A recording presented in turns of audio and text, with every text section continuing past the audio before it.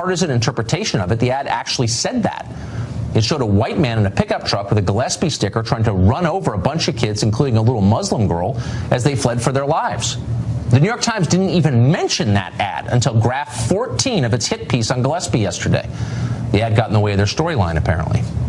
Like all off-year elections, tomorrow's results will be scrutinized for larger lessons about American politics. You're going to hear people say the vote was a referendum on Trump, and to some extent that's true, it was. But it will also be a test of the Democratic Party's worst and most dangerous habit, inflaming racial fears to get voters to the polls. Does that tactic still work? Let's hope not. We'll find out tomorrow.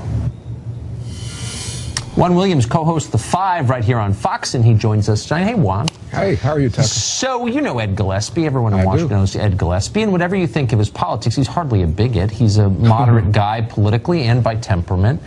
And so I just look at this with my jaw open and think, if they're turning Ed Gillespie into a bigot for attacking MS-13, then, like, the word has no meaning anymore.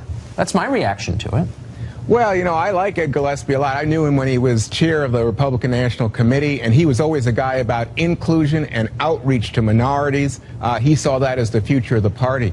But I must say that I was listening to you, I was thinking to myself, I think Ed has found himself in a tight spot after a primary race in which he was running against Corey Stewart, who was Donald Trump's campaign manager in Virginia. And Stewart ran a campaign that was all about the Confederate statues and keeping them in place. He made a very strong populist and at times racial appeal that brought him almost, I think it was less than 2 points, with close to Ed Gillespie in that primary race for the nomination. And now Ed has done things like what you have just laid out, the NFL players kneeling, the Confederate statues, and I think most of all, somehow conflating MS-13 with immigration, and started those ads in the southwestern part of the state, you know, down in Roanoke and the more rural I don't area. understand what you mean. I mean, I guess I would just make 2 points. One, MS-13 is a real thing. It's an actual phenomenon. It's not the state. Well, it's not as big a threat as you would think by seeing the commercials. Do you know who it's a threat to, though? Is Salvadoran immigrants. I agree with you. All the way to El Salvador to report on this. That's fine, but that's not who the ads are aimed at. The ads are stirring up white anger.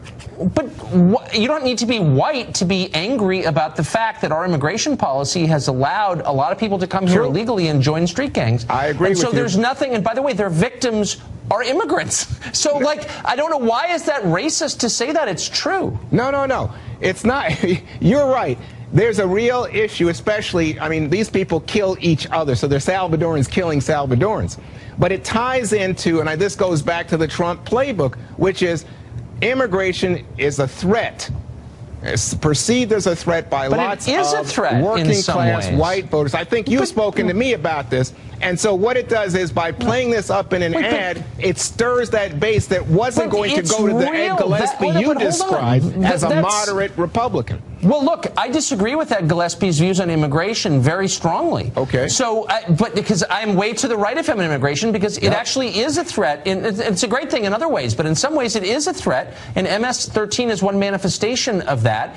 It's real, and there's nothing racist about saying that. And if we make that off limits, if we call people names for telling the truth, then we can't have an honest conversation about it. Oh, no, I want an honest conversation, but I'm telling you, it's not a threat to the extent that it would become the major issue in the race for governor of Virginia, unless you are playing it in order to stir up and turn out your voters, which is what Ed has done. Okay, he is following the Corey Stewart, Donald Trump playbook. They ran an ad, his opponents, accusing him and his voters of wanting to murder children with a pickup truck. No, that's literally true, and that's not like my spin on it. I mean, that's what, have you seen the spot? Of course. Of course. And yet somehow Ed Gillespie, who is a victim of that ad, he's the bigot for some reason because he doesn't like MS-13. Do you see why this is actually insane? And it's making people vote for Ed Gillespie. The attacks on Gillespie are so unfair that I think a lot of people who wouldn't vote for Gillespie are thinking, you know what,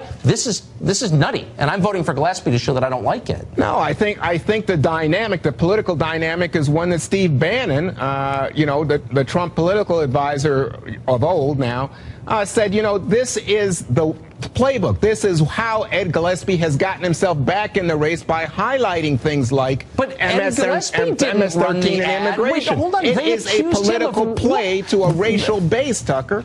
But they accused him of wanting to murder minority children. I mean, if that's not racial demagoguery, is that not racial demagoguery? I mean, like, what's the definition of it if that isn't? Let me just tell you, this is not racial demagoguery. When you go into Latino communities and Muslim communities and see the anxiety that has been stirred by the kind of appeals that came from Trump, and now Corey but not Stewart. By this ad saying actually they want to murder your children with a pickup truck. That doesn't heighten anxiety, though. It's a nightmare of anxiety that's depicted in the so they'll ad. vote for us. I get it. Well, people should be ashamed of that. I think that ad. I think playing racial politics is unnecessary, but I don't think you can deny that that's what's going on in this campaign. Yeah, I think you're absolutely right. I just think you know what I think. Juan, thank you for joining.